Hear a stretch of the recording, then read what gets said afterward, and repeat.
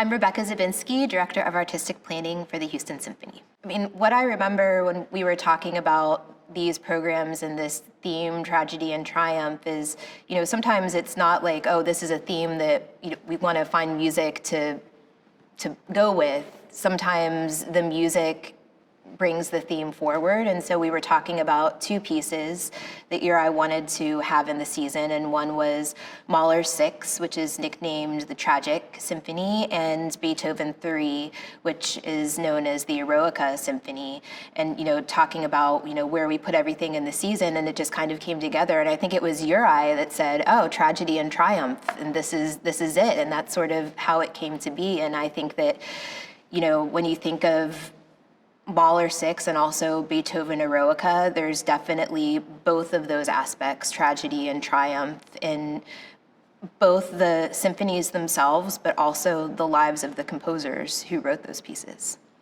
I don't think that Mahler himself named the symphony tragic, and it's interesting because Mahler 6 was written during the happiest period of Mahler's life, and of course, Mahler then went on to experience some immense tragedy, which all began coming to pass about 2 to 3 years after he completed Mahler 6.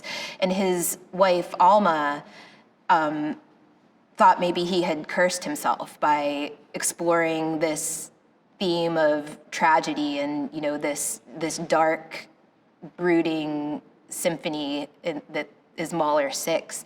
At that time, Mahler's daughter had died of disease. He was diagnosed with a terminal illness, which would eventually lead to his death. And he was also fired from one of his posts at the outset of the war. And so there was a lot of upheaval happening in his life. Mahler didn't think that he brought this on himself. What he thought was that perhaps he had intuited it and that he had felt it coming, and that is why he felt inspired to explore this tragic theme during a period of such personal happiness.